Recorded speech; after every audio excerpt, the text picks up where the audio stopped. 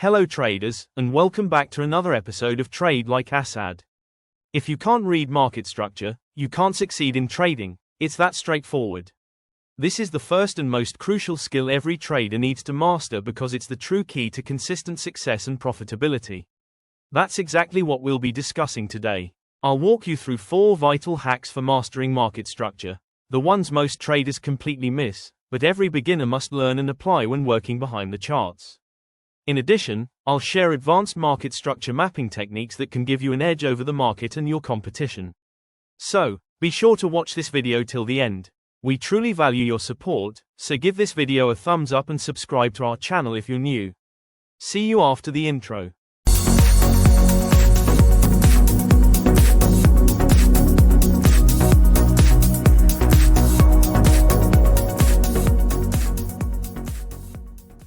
Welcome back, traders. Let's dive right in. The first and most crucial hack in market structure mapping is recognizing the current price direction. In simple terms, it's about determining whether the market is trending or consolidating. The market generally moves in 2 distinct ways. In a trend, either upward or downward, or in a consolidation phase, where price moves sideways while building liquidity. Price usually needs to consolidate between trending moves. Think of it as a repeating cycle where the market shifts between uptrends, downtrends, and range-bound phases that gather institutional orders and liquidity. So, the very first thing to assess when you open a chart is this: is the market in an uptrend, a downtrend, or a sideways consolidation? Now, let's break down how to identify that with precision. In an uptrend, price consistently produces higher highs and higher lows. This shows that buyers are in control, steadily driving the market upward. The price often breaks prior highs while safeguarding the lows. During an uptrend, your primary focus should be on buying. The trend stays intact as long as the most recent low remains unbroken. Once sellers gain strength and push the price below that low, the trend is considered broken. For instance, if the price drops beneath this significant low right here, the uptrend could be finished. Now, the reverse is true for a downtrend. In a downtrend, price develops lower lows and lower highs. Here, sellers take control, driving the price downward by breaking previous lows while protecting the highs. During a downtrend, your main priority should be selling. The downtrend remains in place until buyers take back control and price ultimately breaks above the most recent high on the upside. You might be asking, why is pinpointing the trend direction such a big deal in trading? Well, there's a reason traders often say, the trend is your friend. One of the golden rules in trading is to avoid moving against the market's dominant trend. That's precisely why identifying the broader trend is so critical. It keeps you aligned with market direction and helps you steer clear of unnecessary losses. But what if it's unclear whether the market is moving up or down? In most cases, that means the price is in a consolidation phase, also referred to as a ranging or sideways market. This occurs when the market takes a short pause to accumulate liquidity and determine its next direction, either continuing the existing move or reversing once the tug-of-war between buyers and sellers reaches a decisive point. At this stage, you could technically buy or sell. However, the wiser approach is to stay out of the market and simply observe. Why? Because this is when market manipulations are most common, and if you're not cautious, there's a strong likelihood you'll get caught in a trap. The second hack on your checklist is spotting valid pullbacks on the chart. So, let's break down exactly how to do that. First, you must be able to identify candlestick-based uptrends and downtrends. A candlestick uptrend is confirmed when the price consistently produces bullish candles, each one breaking the high of the candle before it. This signals strong upward momentum. But there's another important factor. For a bullish impulsive move to stay valid, the lowest point of each candle should be equal to or higher than the one preceding it. This shows that bearish pressure is minimal and the trend remains firmly to the upside. The reverse applies in a bearish setting.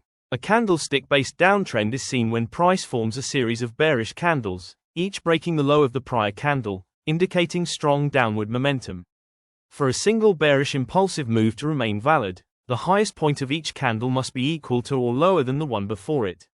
This confirms that bullish pressure is weak and the overall trend stays decisively bearish.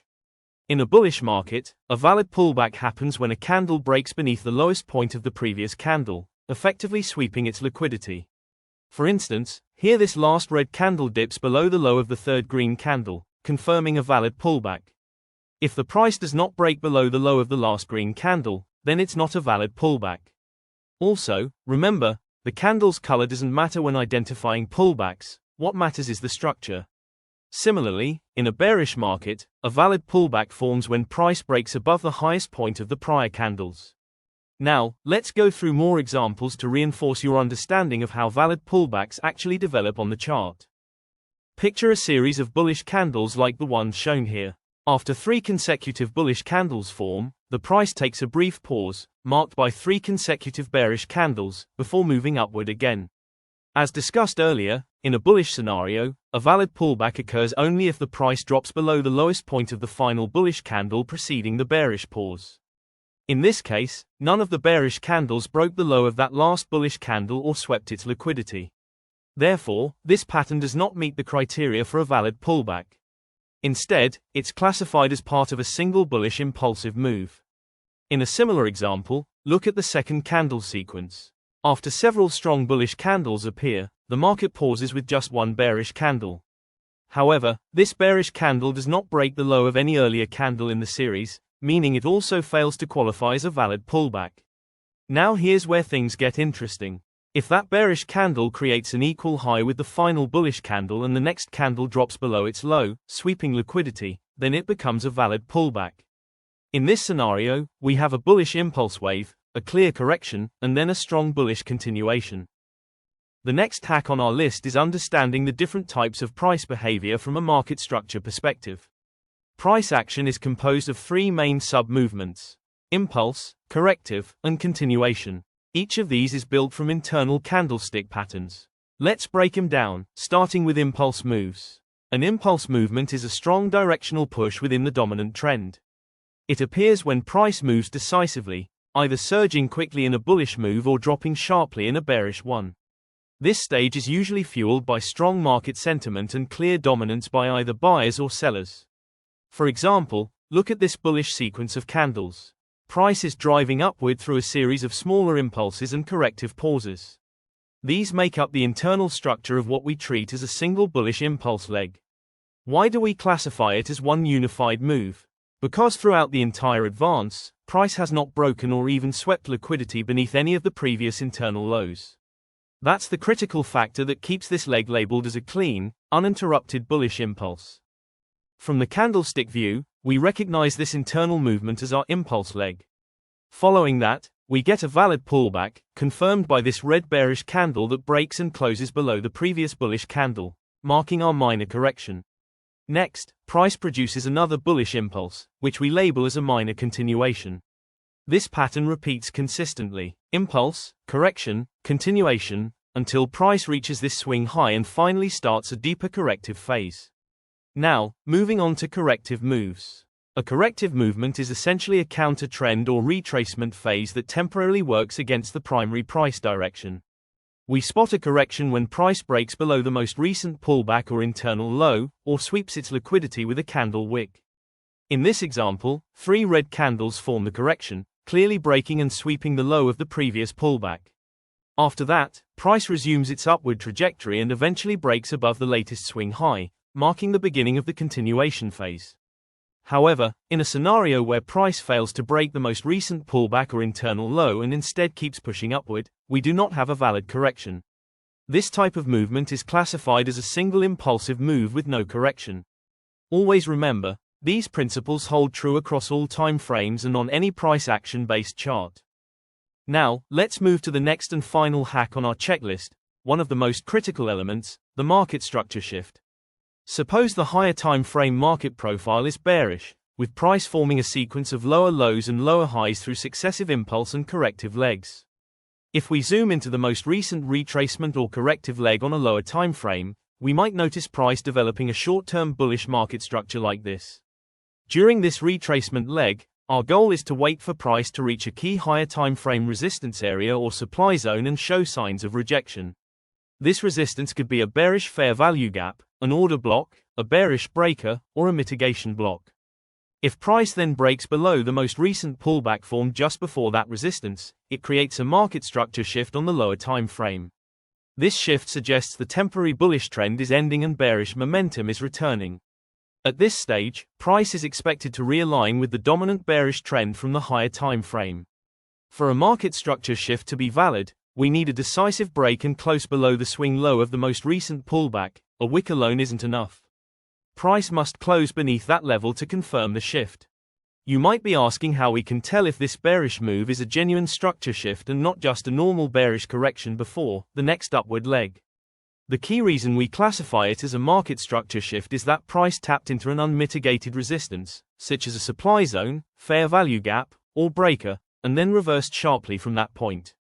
It's important to note that not every corrective leg counts as a market structure shift. For validity, the move must originate from a key unmitigated level on the higher time frame. This is why mastering market structure is essential. Without it, you're far more likely to misread the chart and suffer unnecessary losses. Once the bearish market structure is confirmed and we expect price to move lower, the next step is to locate a selling opportunity. Here, you'd identify a bearish fair value gap, an order block, or an inverted fair value gap within the structure shift leg. These zones often act like magnets, pulling price back before it resumes downward movement. In such cases, you'd set a sell limit order and target either the nearest liquidity pool on the current time frame or key higher time frame levels if aiming for a larger move. That's it, traders. Thanks for watching.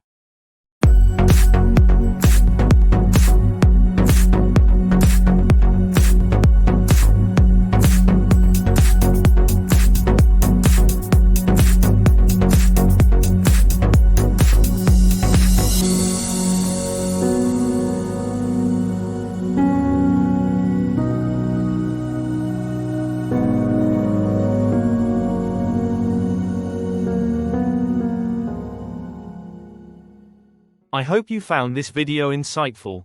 If you did, please give it a like, hit subscribe, and turn on notifications so you never miss an update.